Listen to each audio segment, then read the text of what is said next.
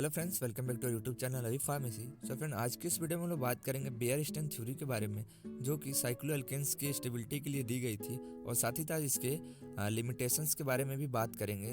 तो जो हमारी बेयर स्टेन थ्योरी है उसको सबसे पहले दिया था एल्डॉफ बेयर ने, जो कि 1885 में दिया था, और इसके लिए इनको नोबेल प्राइज़ भी दिया गया था 1905 में। तो he explain the relative stability of starting few cycloalkanes. तो इन्होंने क्या बताया था, रिलेटिव स्टेबिलिटी के बारे में बताया था। जो भी हमारे स्टार्टिंग के कुछ साइक्लोएल्केन होते हैं, जैसे कि साइक्लोप्रोपेन हो गया, साइक्लोब्यूटेन हो गया और साइक्लोपेंटेन हो गया। This theory is based on the fact that the normal angle between pairs of A carbon atom is 109 degree 28 minute. तो ये थ्योरी बेसिकली इस फैक्ट पे बेस्ड थी कि जो हमारा नॉर्मल एंगल होता है दो कार्बन्स के बीच में, वो 109 डिग्री और 28 मिनट होता है। He assumed that all cycloalkanes are planar। इन्होंने ये भी एज्यूम किया था कि जितने भी हमारे साइक्लोअल्केन्स होते हैं वो प्लेनर होते हैं। Stability of cycloalkanes depend upon angle strain. इन्होंने ये बताया कि जो भी हमारे साइक्लोअल्केन की स्टेबिलिटी है वो उनके एंगल स्ट्रेन पर डिपेंड करती है। जैसे जैसे हमारा किसी भी साइक्लोअल्केन का एंगल स्ट्रेन बढ़ रहा है तो उसके हिसाब से जो उसकी स्टेबिलिटी वो डिक्रीज होती है, यानी जो हमारा एंगल स्ट्रेन होता है वो इन्वर्सली प्रोपोर्शनल होता है स्टेबिलिटी के। यानी अगर एंगल स्ट्रेन बढ़ेगा तो स्टेबिलिटी डिक्रीज होगी। In cycloalkane more the angle strain more unstable. यदि कोई हमारा साइक्लोअल्केन है, अगर उसका एंगल स्ट्रेन बहुत ज़्यादा है तो वो सबसे कम स्टेबल होगा, यानी सबसे ज़्यादा वो अनस्टेबल होगा। एंगल स्ट्रेन क्या होता है, तो it is the angle difference between desired angle and actual angle. तो हमारा जो एंगल स्ट्रेन होता है वो डिफरेंस होता है एक्चुअल में। जो हमारा डिजायर्ड एंगल है 109 डिग्री 28 मिनट, और उसमें से हम लोग अगर एक्चुअल एंगल को माइनस कर दें तो एंगल स्ट्रेन का फॉर्मूला की बात करते हैं, तो angle strain equal to 1/2 desired angle minus actual angle. तो हमारा जो यहाँ डिजायर्ड एंगल है वो 109 डिग्री 28 मिनट होता है, और एक्चुअल एंगल हमारे अलग अलग साइक्लोअल्केन्स के अलग अलग हो सकते हैं। जैसे कि साइक्लोप्रोपेन की बात करें तो उसका एक्चुअल एंगल 60 डिग्री होता है।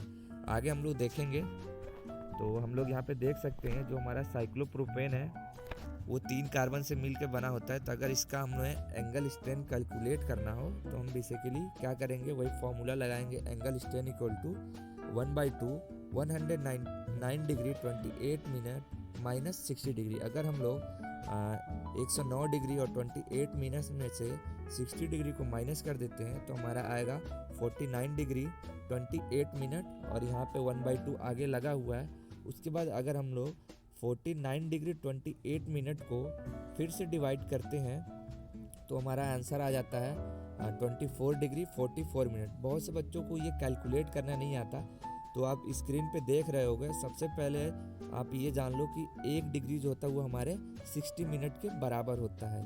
तो अगर हम लोग को 1 डिग्री प्लस 28 मिनट्स को कन्वर्ट करना हो मिनट में, तो वहाँ पे जैसे हम लोग लिख सकते हैं 1 डिग्री को 60 मिनट और प्लस 28 मिनट, तो ये हमारा टोटल कितना हो जाएगा 88 मिनट। तो अगर हम लोग 88 को 2 से डिवाइड कर देते हैं तो हमारा 44 मिनट आ जाता है।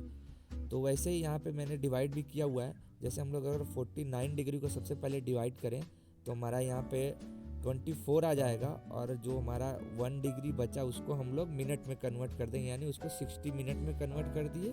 उसके बाद जो हमारा 28 मिनट है इसको भी हमने मिनट में लिया, और दोनों को जब ऐड करेंगे तो ये 88 मिनट हो जाएगा। तो उसको जब हम लोग 2 से डिवाइड करेंगे तो 44 मिनट आ जाएगा, तो जिससे हमारा 24 डिग्री 44 मिनट यहाँ पे साइक्लोप्रोपेन का एंगल स्ट्रेन निकल जाएगा।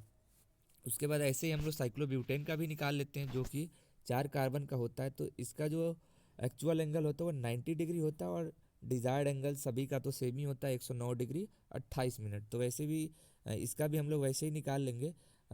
जब हम लोग 109 डिग्री और 28 मिनट में से 90 डिग्री को माइनस करेंगे तो हमारा आएगा 19 डिग्री 28 मिनट्स, और उसको जब हम लोग 2 से डिवाइड करते हैं तो हमारा आंसर आ जाता है 9 डिग्री 44 मिनट। सेम वैसे ही हम लोग साइक्लोपेंटेन का भी एंगल स्ट्रेन निकाल लेंगे, जिसका आंसर आएगा 0.44 मिनट्स। तो जो बेयर स्टेन थ्योरी थी वो स्टार्टिंग के ही जो हमारे साइक्लोअल्केन्स हैं उनके लिए दी गई थी, जैसे कि साइक्लो प्रोपेन हो गया, साइक्लोब्यूटेन हो गया और साइक्लोपेंटेन हो गया। ये जो हमारे हायर साइक्लो अल्केन्स होते हैं उस पे ये जो हमारी थ्योरी है वो लागू नहीं होती। तो उसको भी हमने कैलकुलेट किया, जैसे कि हमारा साइक्लोहेक्सेन हो गया, उसका भी हमने यहाँ पे एंगल स्ट्रेन निकाला हुआ है। तो जो हमारा साइक्लोहेक्सेन है उसका एंगल स्ट्रेन यहाँ पे हमारा निगेटिव आ जाता है। तो इसके लिए ये थ्योरी जो होती है वो सही साबित नहीं होती है, वो बस स्टार्टिंग के ही कुछ जो हमारे अल्केन्स है उसी पे ये सही बैठती है। तो यहाँ पे आप एक टेबल के फॉर्म में ये सब कुछ दिखा सकते हो कि जैसे हमारा कोई कंपाउंड है, साइक्लोप्रोपेन है, साइक्लोब्यूटेन है, साइक्लोपेंटेन और साइक्लोहेक्सेन, जो डिजायर्ड एंगल वो सभी का तो 109 डिग्री और 28 मिनट ही होता है। और एक्चुअल एंगल आप देख सकते हो, जो साइक्लोप्रोपेन है उसका 60 डिग्री होता है, साइक्लोब्यूटेन का 90 डिग्री और साइक्लोपेंटेन का 108 डिग्री और साइक्लोहेक्सेन का 120 डिग्री। तो इसका जब आप एंगल स्ट्रेन निकालोगे जैसा कि मैंने ऊपर निकाला हुआ था, तो वही आंसर आएगा 24 डिग्री 44 मिनट यहाँ साइक्लोप्रोपेन का हो जाएगा और साइक्लोब्यूटेन का हो जाएगा 9 डिग्री 44 मिनट। वैसे ही साइक्लोपेंटेन का 0.44 मिनट। और साइक्लोहेक्सेन की बात करें तो इसका आंसर आपको माइनस में आएगा, -5 डिग्री 16 मिनट। तो एक्चुअल में माइनस में कोई वैल्यू नहीं होती, तो उसको आप मैग्नीट्यूड करके यहाँ पे लिख सकते हो 5 डिग्री 16 मिनट। तो उसके बाद इसको हम लोग चेक करेंगे इसकी इसमें से सबसे ज़्यादा स्टेबल कंपाउंड कौन सा है या साइक्लोअल्केन सबसे ज़्यादा स्टेबल कौन सा है। तो अगर हम लोग बेयर्स के हिसाब से, बेयर थ्योरी के हिसाब से देखें तो जो हमारा साइक्लोप्रोपेन होता है वो सबसे लेस स्टेबल होता है क्योंकि उसका एंगल स्ट्रेंथ सबसे ज़्यादा है। उसके बाद आता है साइक्लोब्यूटेन जो कि उसका एंगल स्ट्रेंथ जो है साइक्लोप्रोपेन से थोड़ा कम है। और उसके बाद आता है हमारा साइक्लोहेक्सेन। ये बेयर्स के अकॉर्डिंग है, जो साइक्लोहेक्सेन है वो तीसरे नंबर पे आता है। और जो सबसे ज़्यादा स्टेबल कंपाउंड होता है वो होता है साइक्लोपेंटेन, ये बेयर्स के अकॉर्डिंग है। लेकिन एक्चुअल में ऐसा नहीं होता। यहाँ पे आप देख सकते हो जो साइक्लोपेंटेन है उसका एंगल स्ट्रेन है 0.44 मिनट, बट एक्चुअल में ऐसा नहीं होता। जो हमारे साइक्लोहेक्सेन होता है वो सबसे ज़्यादा स्टेबल होता है। तो यही इसके कुछ लिमिटेशन थे, लिमिटेशन की भी बात कर लेते हैं। It only applies on the lower cycloalkanes. Bayer was not able to explain the effect of angle strain in a larger ring system. जो बेयर्स थ्योरी थी वो स्टार्टिंग के ही कुछ साइक्लोअल्केन्स पे लागू होती है। वो ये बेयर्स ने ये एक्सप्लेन नहीं किया था कि जो हमारे लार्जर साइक्लोअल्केन है उस पे एंगल स्ट्रेन का क्या इफेक्ट है, तो वो एक्सप्लेन ये नहीं कर पाए थे। उसके बाद नेक्स्ट पॉइंट है, according to Baeyer cyclopentane should be much stable than cyclohexane, but practically it is reverse. Cyclohexane is more stable than cyclopentane. अगर हम लोग बेयर के हिसाब से बात करें तो जो हमारा साइक्लोपेंटेन होता है वो सबसे ज़्यादा स्टेबल होता है क्योंकि इसका आप एंगल स्ट्रेन देखो तो 0.44 मिनट है। बट एक्चुअल में अगर प्रैक्टिकली देखा जाए तो ऐसा नहीं होता, जस्ट इसके अपोजिट होता है। जो हमारा साइक्लोअल्केन होता है वो ज़्यादा स्टेबल होता है साइक्लोपेंटेन के कंपेरिजन में। तो ये लिमिटेशन थे। उसके बाद इसका थर्ड पॉइंट है, so higher cycloalkanes are not follow this rule. जैसे कि जो हमारे हायर साइक्लोअल्केन्स हैं वो बेयर्स थ्योरी को फॉलो नहीं करते, जैसे कि साइक्लोहेक्सेन हो गया और साइक्लोहेप्टेन हो गया, क्योंकि ये बहुत ही ज़्यादा स्टेबल है। ये इस थ्योरी के अकॉर्डिंग इसको आप नहीं एक्सप्लेन कर सकते।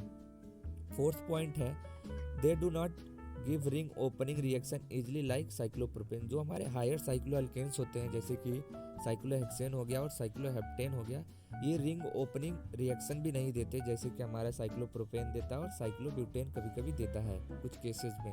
तो ये ओपनिंग रिएक्शन भी शो नहीं करते। तो ये था ओवरऑल बेयर स्टेन थ्योरी के बारे में। आई होप आपको समझ में आ गया होगा। अगर इससे रिलेटेड अगर आपके मन में कोई डाउट हो तो आप मुझे कमेंट बॉक्स में कमेंट कर सकते हो। ये एक बहुत ही ज़्यादा इंपॉर्टेंट टॉपिक है, आप इसको एग्ज़ाम से पहले ज़रूर से ज़रूर करके जाना।